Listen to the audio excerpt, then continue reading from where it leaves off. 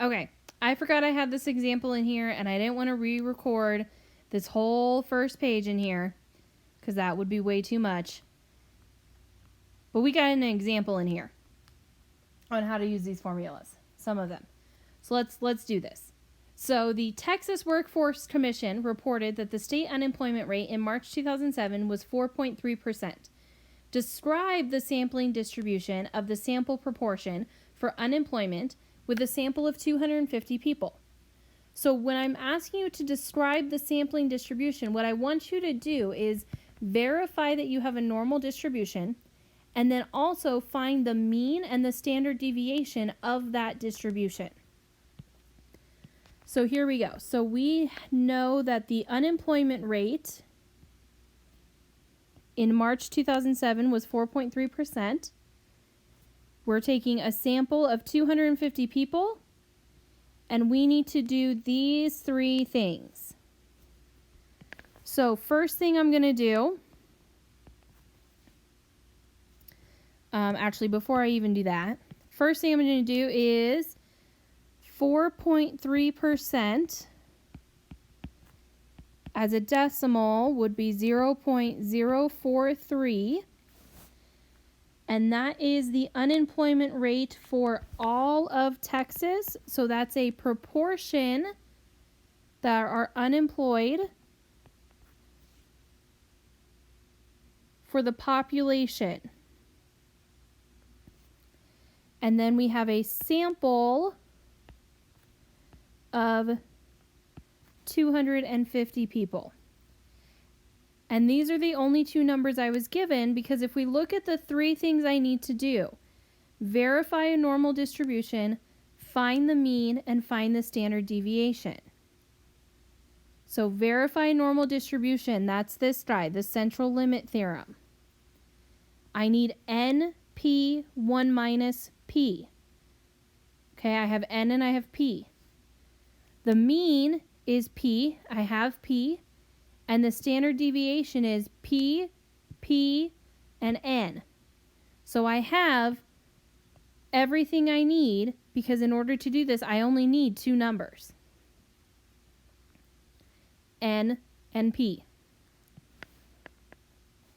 So the first thing we're going to do is verify normality. Verify we have a normal distribution using the central limit theorem.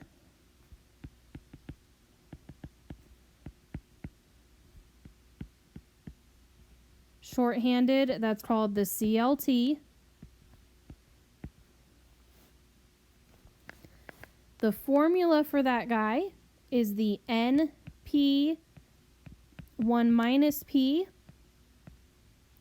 has to be greater than or equal to 5.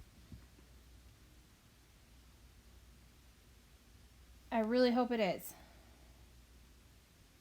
I am afraid that it is not going to be. All right, so let's plug this in. So N is 250, and we're going to multiply that by P, which is 0.043. You cannot multiply by a percentage. You have to multiply by the decimal. And then we're going to multiply that by 1 minus 0.043. And we're going to see what that turns out to be.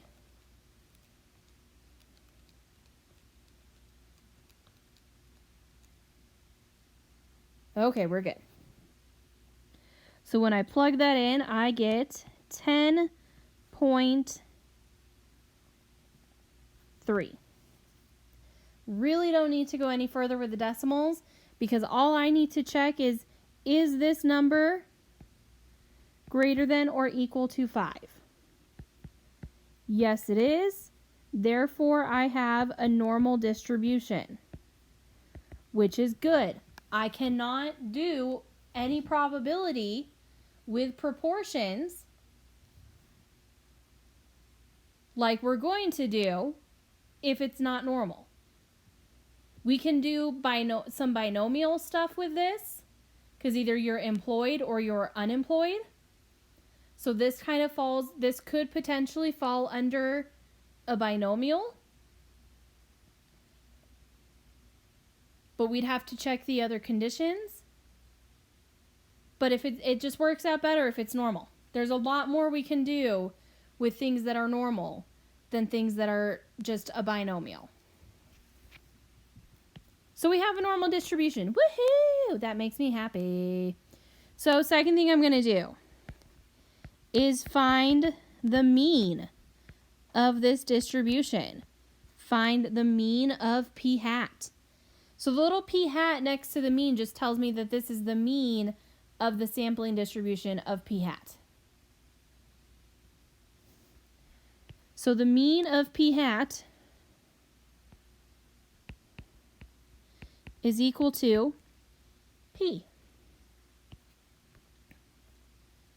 So the mean of p hat is equal to 0.043. And it really is that easy.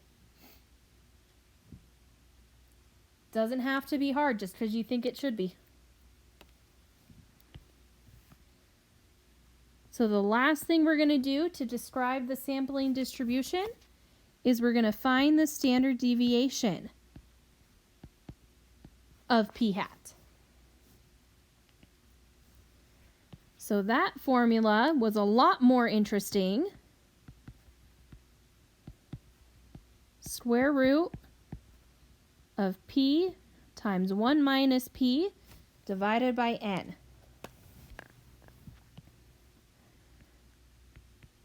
So for us, p is 0.043. 1 minus 0.043 divided by 250. And then I'm going to take the square root of that.